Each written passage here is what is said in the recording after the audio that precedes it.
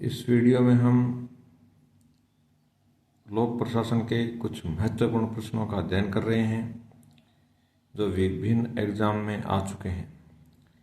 हरीशचंद्र माथुर राज्य लोक प्रशासन संस्थान, शॉर्ट में इसको रीपा कहते हैं। RIPA, रीपा का अर्थ है Rajasthan institute of public administration. इसकी स्थापना 1957 में जयपुर में की गई थी।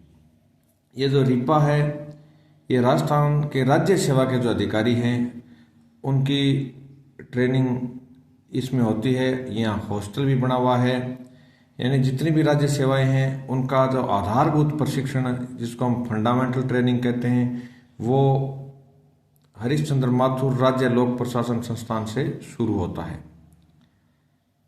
ये जयपुर में है और इसकी एक ब्रांच अभी जोधपुर में भी खोली गई है। दूसरा है राजस्थान में लोक प्रशासन की शुरुआत अर्थशास्त्र के साथ हुई थी और ये इसका वर्ष भी है 1957। साथियों, लोक प्रशासन राजनीति विज्ञान से पैदा हुआ सब्जेक्ट है और भारत में सभी विश्वविद्यालयों में इसकी स्थापना राजनीति विज्ञान के एक पेपर के रूप में हुई थी और वर्तमान में भी प्रत्येक यूनिवर्सिटी में पॉलिटिकल साइंस का एक पेपर, ऐच्छिक पेपर लोक प्रशासन का भी होता है। लेकिन राजस्थान इसका एक अपवाद रहा है। यहाँ इसकी शुरुआत राजनीति विज्ञान के साथ नहीं होकर के अर्थशास्त्र के साथ हुई थी और राजस्थान में लोक प्रशासन के जो पहले प्रोफेसर थे वो माने गए हैं MV माथुर। तो माथुर साहब राजस्थान में लोक प्रशासन के पहले प्रोफेसर थे और राजस्थान विश्वविद्यालय में थे, वहीं से इसकी शुरुआत मानी गई है।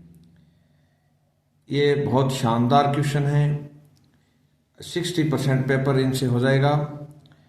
तीसरा क्वेश्चन है 1957 में राजस्थान विश्वविद्यालय जयपुर में लोक प्रशासन संस्थान में MA की शुरुआत हुई।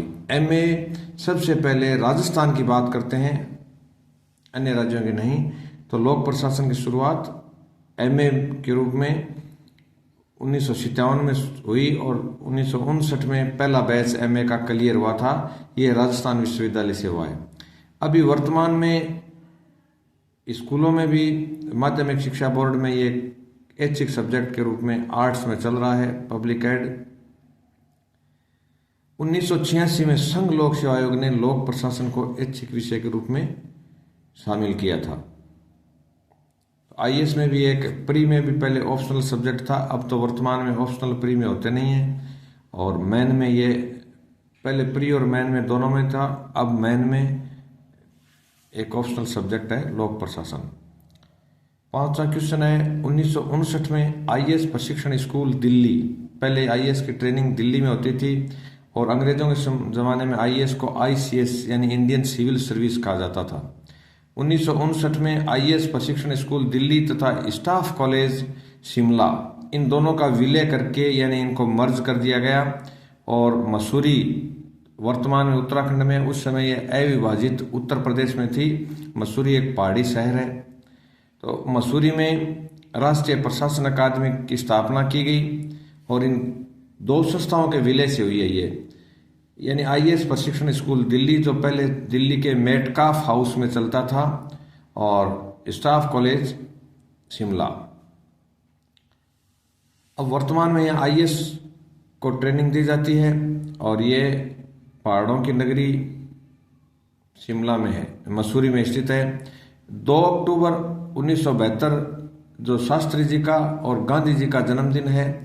2 अक्टूबर 1972 को लाल बहादुर शास्त्री के सम्मान में राष्ट्रीय प्रशासन अकादमी के नाम से पहले लाल बहादुर शास्त्री का नाम जोड़ा गया।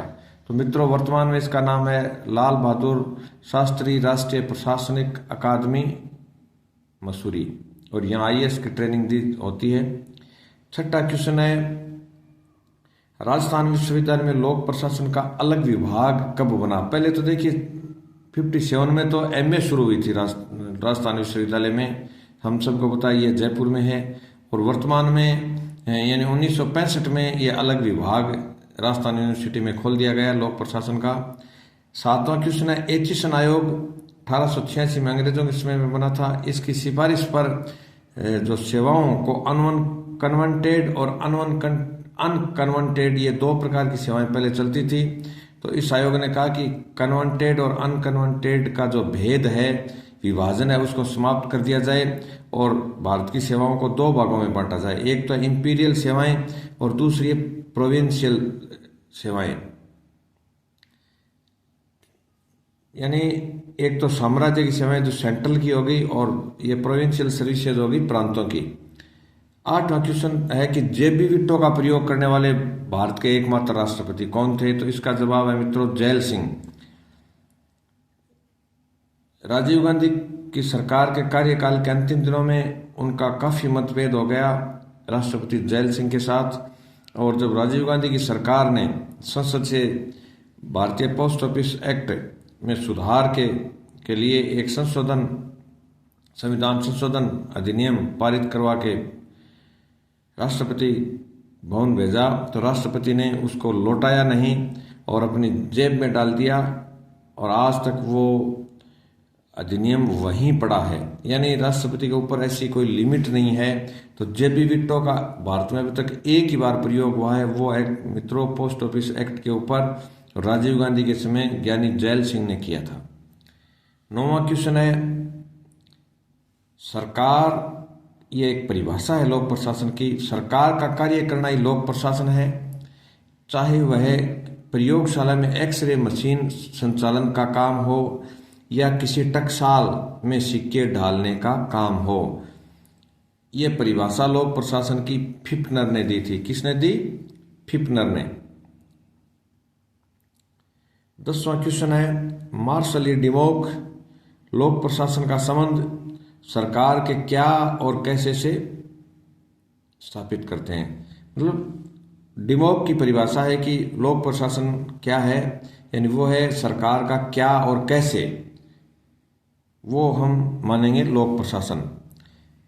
और कैडन के अनुसार अभी तक लोक प्रशासन की ऐसी कोई परिभाषा नहीं बनी है जो सभी को स्वीकार्य हो। यानी कैडन लोक प्रशासन की अब तक जो जितनी परिभाषाएं दी गई हैं उन सभी को नकार रहा है। आगामी 12वां क्वेश्चन कर रहे हैं हम।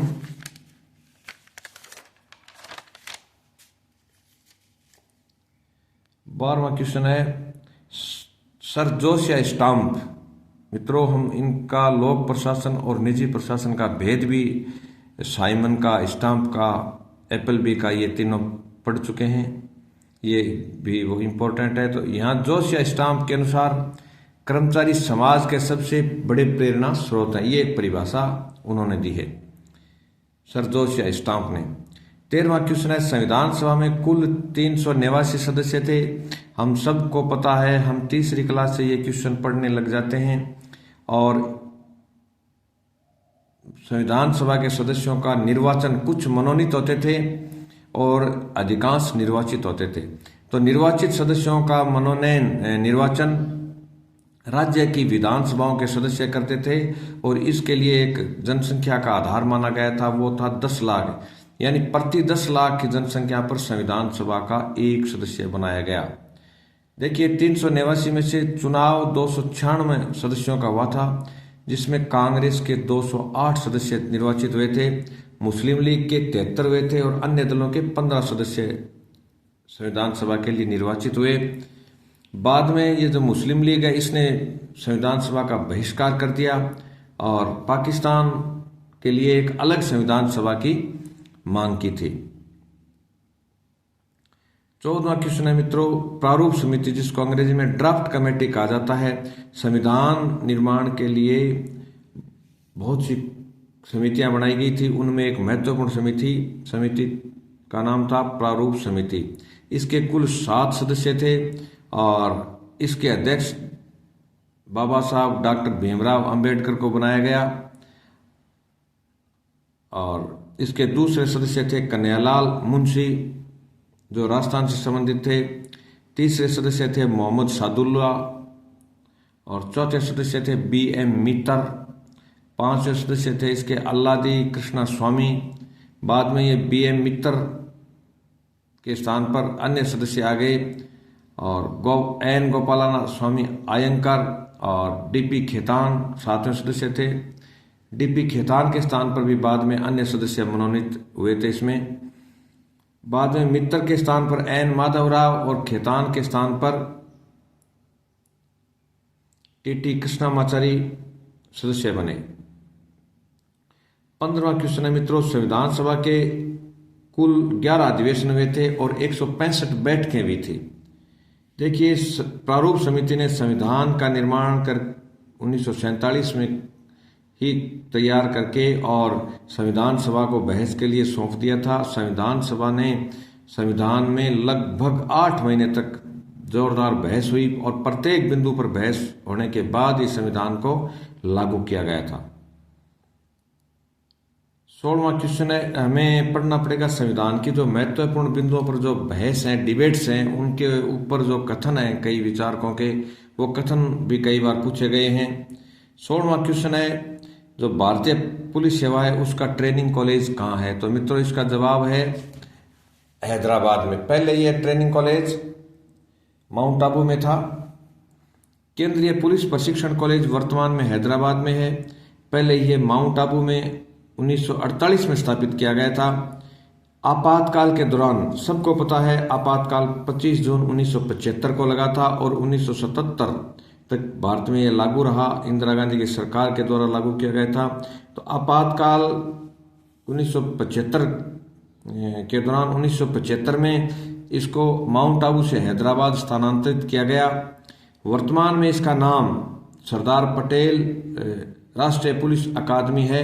यहाँ आईपीएस को ट्रेनिंग दी जाती है। इंडियन पुलिस सर्विस के जो नए अधिकारी हैं उनको ट्रेनिंग दी जाती है और अन्य अधिकारियों को जो रिफ्रेशर यानी पुनःस्तरीय पाठ्यक्रम बीच बीच में जरूरी होते हैं वो यहाँ होते हैं। 17वां क्वेश्चन है, भारतीय लेखा सेवा का प्रशिक्षण कहाँ दिया जाता है? यानी account service, Indian account service के अधिकारियों को शिमला में ट्रेनिंग दी जाती है। ये प्रशिक्षण कॉलेज का और स्थानों का कई बार मिलान वाला प्रश्न आता है। 18वां क्वेश्चन है, आयकर प्रशिक्षण यानी इनकम टैक्स ट्रेनिंग भारतीय राजस्व सेवा के जो अधिकारी होते हैं या भारतीय आयकर सेवा के जो अधिकारी होते हैं उनका ट्रेनिंग कॉलेज नागपुर में है। 19वां क्वेश्चन है मित्रों, भारतीय रेल सेवा का प्रशिक्षण कॉलेज कहाँ है? तो इसका जवाब है railway staff college Baroda. Baroda जो बड़ौदा बैंक है ये गुजरात का है और बड़ौदा गुजरात का एक बहुत बड़ा शहर है और मध्यकालीन भारत में ये एक बहुत बड़ी रियासत हुआ करती थी। जहाँ जब मराठों का विभाजन हुआ 5 ग्रुपों में, यानी 5 मराठा सरदार हुए, उनमें बड़ौदा रियासत के गायकवाड़ थे। 20वां क्वेश्चन है, भारतीय पोस्टल सेवा यानी इंडियन पोस्टल सर्विस या भारतीय डाक सेवा के अधिकारी, जैसे जिले का जो सुप्रिटेंडेंट होता है ना पोस्ट ऑफिस का, वो आईएएस के थ्रू आता है। जो केंद्रीय सेवाएं ना आईएएस में, उसमें उसकी चयन होता है। रेलवे वाले भी उसी में चयनित होते हैं। अखिल भारतीय सेवाएं के अधिकारी भी उसी में चयनित होते हैं। तो भारतीय पोस्टल सेवा का अधिकारी, जिसको जिले में सुप्रिटेंडेंट ऑफ पोस्ट कहते हैं, उसके ट्रेनिंग सहारनपुर उत्तर प्रदेश में होती है। कहाँ होती है? उत्तर प्रदेश का एक डिस्ट्रिक्ट है सहारनपुर, वहाँ है। और 21वां और लास्ट क्वेश्चन है इस वीडियो का, भारत में क्षेत्रीय परिषदें कितनी हैं? तो मित्रों इसका जवाब है 5। कितनी हैं? 5। जैसे उत्तर प्रदेश और मध्य प्रदेश, इनको भारत के मिडिल में मानते हुए और इनको केंद्र के लिए जो केंद्रीय क्षेत्रीय परिषद है उसमें शामिल किया गया है। इस प्रकार के ये जो 5 क्षेत्रीय परिषदें हैं, ये इनकी मीटिंग होती है और इनमें जो क्षेत्रीय समस्याएं हैं उनको सूचीबद्ध करके केंद्र सरकार को संप्रेषित किया जाता है, यानी केंद्र सरकार को भेजा जाता है। और ये आपस में क्षेत्रीय असंतुलन को दूर करने का काम भी क्षेत्रीय परिषदें करती हैं।